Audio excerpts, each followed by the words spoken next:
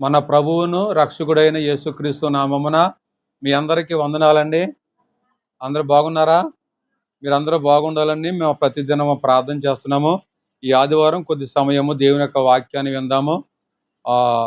దేవుని యొక్క వాక్యంలో నుండి యోహాను సువార్త పత్రిక 3వ పత్రిక 4వ వచనం ఒకసారి మనం చదువుదాం ప్రియమైన వాళ్ళారా. నా పిల్లలు సత్యమును అనుసరించి నడుచుకొనుచున్నారని వినుట కంటే నాకు ఎక్కువైన సంతోషము లేదు. ప్రార్థన చేసుకుందాం. ప్రేమ కలిగిన తండ్రి, పరిశుద్ధుడా, నీకు వందనాలు స్తోత్రాలు చెల్లించుకుంటున్నాము తండ్రి. ఈ దినము కొద్ది నిమిషాలు నీ వాక్యాన్ని ధ్యానిస్తుండగా అయా నీ కృపాసన్నది ఇక్కడ అనుగ్రహించిన ఆయన తేటగా మీరు మాతో మాట్లాడమని యేసుక్రీస్తు నామమున నీ వాక్యాన్ని ప్రకటిస్తున్నాము తండ్రి.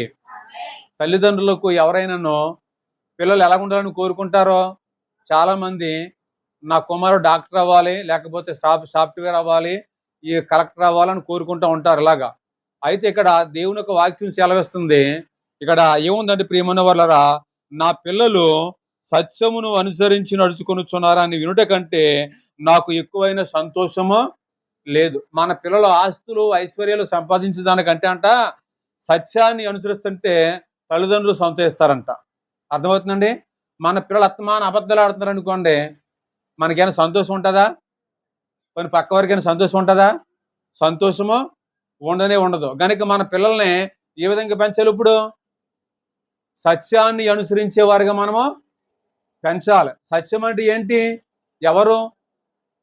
నేనే మార్గమును సత్యమును. సత్యమైన దేవుడు, మరి ఆయన సత్యవంతుడు గనక ఈ సత్య సువార్తను వింటున్న మనము కూడా సత్యాన్ని అనుసరించి కదండి. మనమే ఒకవేళ సత్యాన్ని అనుసరించకుండా ఉంటే మన పిల్లలు ఏమైపోతారు అమ్మా? ఇప్పుడు తల్లిదండ్రులకి మనం అబద్ధాలు ఆడుతున్నాం అనుకో, పిల్లలు ఒకడు అన్నాడంట, ఒక తల్లి, ఒరే వారం 10,000 చీటు తీసుకుందంట. వారం చీటోడు ఇంటికి వచ్చాడంట. ఇంటికి వస్తే అరే చీటోడు వస్తున్నాడు, మా అమ్మ లేదని చెప్పరా అన్నాడంట. సరే మమ్మీ అన్నాడంట. ఇలాగ ఇంటికి రాగానే ఆ చీటోడు ఆవిడ పిలిచాడంట. ఆ కూడానంట మా అమ్మ లేదని చెప్పమందండి అన్నాడంట. ఏమన్నాడండి? ఇప్పుడు అబద్ధం ఆడాడు, నిజం చెప్పాడా? తల్లి ఏదైతే చెప్పిందో కుమారుడు అదే చెప్పాడు. అందులో అబద్ధం అని లేదు. కానీ ఆవిడ అబద్ధం ఆడమని చెప్పినట్టుంది మాట. కానీ ఆ కోడలు చెప్పలేదు ఉన్నది. అప్పుడు ఎవరు సంతోషించారు? చెప్పిన వాడు ఎన్నవాడు మట్టి సంతోషించాడు. లాన్ ఇలా చెప్పిందని అనుకున్నాడు కదా. తల్లి మోసపోయింది. గనుక తండ్రికి లేక కుమారులుగా ఉంటున్న మనల్ని బట్టి తండ్రి సంతోషించాలంటే మనం ఏమై ఉండాలి? సత్యవంతులుగా ఉండాలి. ఇందా ప్రార్థన చెప్పాడు. సత్యం ఏం చేస్తుంది? మనల్ని స్వతంత్రులుగా చేస్తుంది. గనక మనం సత్యాన్ని అనుసరించే వారిగా ఉండాలని ఈ ఒక లేఖన భాగము సెలవిస్తుంది. రెండవ వచనం, ప్రియుడా, నీ ఆత్మ వర్ధిల్లుచున్న ప్రకారము నీవు అన్ని విషయములను వర్ధిల్లుచు సౌఖ్యముగా ఉండవాలని ప్రార్థిస్తున్నాను. నీవు సత్యమును అనుసరించి నడుచుకొనుచున్నావు గనుక సహోదరులు వచ్చి నీ సత్య ప్రవర్తన గురించి సాక్ష్యము చెప్పగా విని బహు సంతోషించితిని. హల్లెలూయా. ఏ ప్రవర్తన అంటండి? సత్య ప్రవర్తన. మన ప్రవర్తన కూడా ఎలా ఉండాలండి? కరెక్ట్గా ఉండాలి. దేవుని ఎదుట, సంఘం ఎదుట, సమాజం ఎదుట మనం ఎప్పుడైతే సత్య ప్రవర్తన గలవారుగా మనం ఉండగలుగుతున్నామో మనము అభివృద్ధిలోనికి మనం నడవగలుగుతూ ఉంటాము. అందుకే నిజం చెప్పేవాడు నాకు భయం ఏంటి, నేను తప్పనిసరిగా వస్తాను రా మాట్లాడుతాను అంటాడు. అవును కదండి? అబద్ధములాడేవాడికి నిలబడలేడు. నిజం ముందు అబద్ధం నిలబడుతుంది అంటారా? అందుకు నిలబడదు. అందుకే అబద్ధములాడు వారు నాలుక ఏమన్నాడు దేవుడు? ఏమ్మా? అబద్ధములాడు వారు నాలుక కట్ చేసేమన్నాడు. అంటే అబద్ధములాడకుండా మాట్లాడుతుండగా మానేయాలి. హల్లెలూయా. గనుక ఈ యొక్క భయంకరమైన దినాలు ఏ దినాలండి? యోధ పత్రికలోను మొదట 17 వచనం నుంచి మనం చదువుకుంటే అక్కడ, అయితే ప్రియులారా, అంత్యకాలమందు తన భక్తిహీనమైన దురాలోచన చొప్పున నడుచు పరిహాసకుల మందురని మన ప్రభువైన యేసుక్రీస్తు అపోస్తులు పూర్వమందు మీతో చెప్పిన మాటలు జ్ఞాపకం చేసుకోవాలి. ఇదే కాలం అంటే చివరి కాలం, అంటే కడవరి కాలము, దేవుడు వచ్చే కాలం చదువుంటేనే. అంత్యకాలంలో ఏం జరుగుతుందంటే భక్తిహీనత ప్రజల్లో పెరిగిపోయింది. ఇది విశ్వాసులకు కావచ్చు, దేవుని యొక్క భక్తులకు కావచ్చు ఈ మాట రాయబడి ఉంది. గనుక ప్రజల్లోనూ భక్తి భక్తి కన్నా భక్తిహీనత ప్రజల్లో ఎక్కువైపోయింది. గనుక నువ్వు భక్తిహీనతగా నడుచుకుంటే పరలోకం మనము చేరలేము. అందుకే చదవండి ఒకసారి. అయితే ప్రియులారా, అంత్యకాలం ముందు తమ భక్తిహీనమైన దురాలోచన చొప్పున ఏ ఆలోచన అండి? భక్తిహీనత ఏం చేస్తుందంటే దురాలోచన నేర్పిస్తుంది. ఏం చేస్తుందమ్మా? అవునా కాదా? అదే భక్తి ఏం చేస్తుందండి? సత్యాన్ని నేర్పిస్తుంది. హల్లెలూయా. భక్తిహీనత అసత్యంలోకి నడిపిస్తుంటే సత్యం ఏం చేస్తుందండి? ఇప్పుడు భక్తిలోనికి నడిపిస్తుంది. భక్తి ఏం చేస్తుందంటే స్వతంత్రులుగా చేస్తుంది. హల్లెలూయా. గనుక దేవుని వాక్యం సెలవిస్తుంది. 18 వచనం, భక్తిహీనమైన దురాలోచన చొప్పున నడుచు పరిహాసకులు ఉందిరని మన ప్రభు అయిన యేసుక్రీస్తు మనకే మన పితరుల ద్వారా ముందుగానే ఈ లేఖనాలు రాసి ఉంచారు అపొస్తలుల ద్వారా. దేవునికి స్తోత్రం. అయితే అక్కడ అన్నాడు ఆయన ఇంకో మాట, అపొస్తలులు పూర్వమందు మీతో చెప్పిన మాటలను మన జ్ఞాపకం చేసుకోవాలి. ఏం చేయాలండి? రేయ్, నేను అబద్ధం ఆడొద్దని చెప్పాను కదా అని పిల్లలు జ్ఞాపకం చేసుకోవాలి. అబద్ధం ఆడితే ఎవరు తిడతారో? తల్లిదండ్రులు తిడతారని. ఇప్పుడు మనం అబద్ధం ఆడితే ఎవరు తిడతారు, కొడతారో? మన తండ్రి అయిన దేవుడు. అంటే మన దేవుడు అబద్ధికుడా? మనం పూజించేది, ఆరాధించేది, భక్తి చేసేది ఎవరండి ఆయన? సత్యవంతుడైన. మరి ఆయనలోని ఎటువంటి అబద్ధం లేనప్పుడు మనలో ఏం ఉండకూడదు? అబద్ధములను ఉండకూడదు. కింద ఏముందమ్మా? అట్టివారు ప్రకృతి సంబంధులను ఆత్మ లేని వారయుండి భేదములు కలగజేస్తూ ఉంటారు. చేస్తారంటే ఎవరో? భక్తి లేని వారు, భక్తిహీనులు భేదములు కలగజేస్తూ ఉంటారు. ఏం చేస్తారండి? భేదములు కలగజేస్తూ ఉంటారు. ఆ భేదములు కలగజేసేవారు ఎవరంటే ప్రకృతి సంబంధము కలిగిన వారు. ఏ సంబంధం అంటే? ప్రకృతి సంబంధము కలిగిన వారు. అయితే నీవు నేను ఏ సంబంధము కలిగి ఉన్నాము? ఇప్పుడు ప్రకృతి సంబంధము కలిగి ఉన్నామా, లేదా ఆత్మ సంబంధము కలిగి ఉన్నామా? అయితే వాక్యం చెలవిస్తుంది ఇక్కడ, ఆత్మ లేని వాడయుండి ఎవరంటే ఏం చేస్తున్నాడు? భేదాలు కలగజేస్తున్నాడు. ప్రియులారా, మీరు విశ్వసించు అతి పరిశుద్ధమైన దాని మీద మిమ్మల్ని మీరు కట్టుకొనుచు. హల్లెలూయా. ఇప్పుడు పరిశుద్ధతలోనికి నడిపించాలంటే మిమ్మల్ని ఇంకొకరు వచ్చి నడిపిస్తారా? ఎవరు కట్టుకోవాలి? ఇప్పుడు మీలోనూ భక్తిహీనత అనుకోండి, మీరేం చేయాలి? ఇప్పుడు పరిశుద్ధంగా ఉండాలంటే భక్తిహీనతను తీసివేయాలి. భక్తిని మనము నడుచుకోవాలి. భక్తిలోను అబద్ధంలో ఆడకుండా సత్యాన్ని అనుసరించాలి. అదేం చేస్తుంది? ఇప్పుడు మనల్ని పరిశుద్ధంగా ఉండడానికి చేస్తుంది.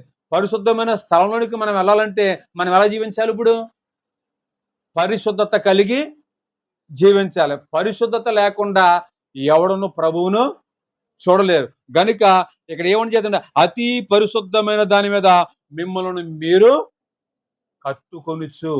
ఎవరికి వాళ్ళు కట్టుకోవాలి. తల్లి పిల్లని కట్టలేదు, పిల్ల తల్లిని కట్టలేదు.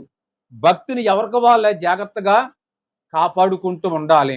దేవుని సన్నిధానంలో నిలబడుతూ ఉండాలి. ప్రియమైన వాళ్ళరా, దేవునికి స్తోత్రం. హల్లెలూయా. ఇంకేమన్నాడు? పరిశుద్ధాత్మలో ప్రార్థన చేయుచు నిత్య జీవార్థమైన మన ప్రభువుకు యేసుక్రీస్తు కనికరము కొరకు కనిపెట్టుచు దేవుని ప్రేమలో నిలుచున్నట్లు కాచుకొని ఉండాలి. హల్లెలూయా. ఎవరి ప్రేమలోను? దేవుని యొక్క ప్రేమలో మనము నిలిచి ఉండాలంటండి. ఎవరి ప్రేమ అంటండి? అది మనం ఎవరి ప్రేమలో ఉంటున్నామో దేవుని ప్రేమలో నిలిచి ఉండాలంటే మనకి ఏం కావాలి? ఇప్పుడు అర్హత ఏంటి? దేవుని ప్రేమలో నిలబడడానికి మనకు కావాల్సిన హక్కు ఏంటి? అబద్ధం ఆడకూడదు. రెండోది భక్తిహీనత. మనకే ఒకవేళ భక్తిహీనతలో ఉన్నామనుకో ఏమవుతుందో చెప్పండి?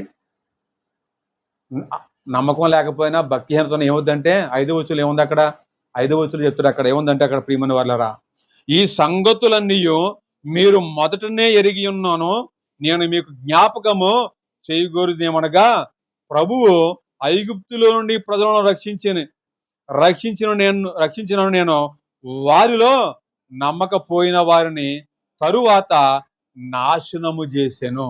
ఎవరు నాశనం చేశారు? ఎవరిని? ఐగుప్తులు ఎవరున్నారు? ప్రజలు నమ్మరా? నమ్మరా?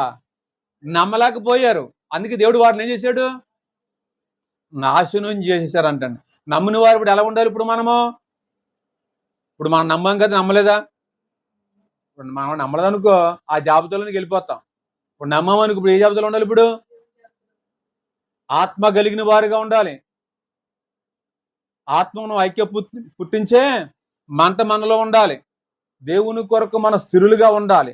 దేవునికి స్తోత్రం. గనుక ప్రియమైన వాళ్ళరా, ఇంకా 22 వచ్చాడు, సందేహపడు వాడి మీద కనికరము చూపుడి, అగ్నిలోండి లాగినట్లు కొందరిని రక్షించుడి, శరీర సంబంధమైన వారి అపవిత్ర ప్రవర్తనకు ఏ మాత్రము నొచ్చుకొనక దానిని అసహించుకొనుచు భయముతో కొందరిని. దేవుని దగ్గర అసహించుకుంటాడని చాలా మంది. దేవుడు అసహించుకుంటాడు మనుషుల ప్రవర్తన చూసి. కనుక మనము దేవుని కొరకు నిలిచి ఉన్నవారుగా ఉండాలి. హల్లెలూయా. ఆఖరిగా మాటను చెప్పి ముగిస్తాను. అపోస్తుడైన పౌలు తిమోతి రాసిన 3వ పత్రికలో మొదట వచ్చిన మనం చూస్తే అక్కడ చదవండి టకటకమంట. 3వ అధ్యాయం మొదటి నుంచి 2 తిమోతి.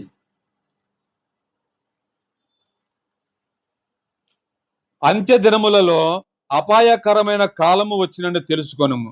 ఎలాగనగా మనుషులు స్వార్థప్రియులు, ధనాపేక్షులు, బెంకములాడువారు, అహంకారులు, దోషకులు, తల్లిదండ్రులకు అవిధేయులు, కృతజ్ఞత లేనివారు, అపవిత్రులు, అనురాగరహితులు, అధిద్వేషులు, అపవాదుకులు, అజితేదులు, కూరులు, సజ్జన ద్వేషులు, ద్రోహులు, మూర్ఖులు, గర్వాంధులు, దేవుని కంటే సుఖానుభవం ఎక్కువగా ప్రేమించువారు, పైకి భక్తి గలవారు మళ్ళీ ఉండి దాని శక్తిని ఆశ్రయించిన వారి యందురు ఇట్టి వారికి విముఖుడే ఉండు.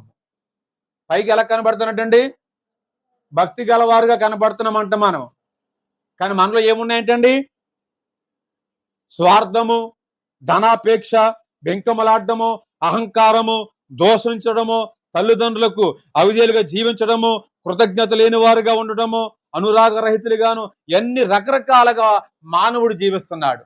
మన దేవుడు సత్యవంతుడైతే ఆయన అనుసరించిన మనం ఏం చేయాలంటే సత్యవంతులుగా మనము ఉండాలి.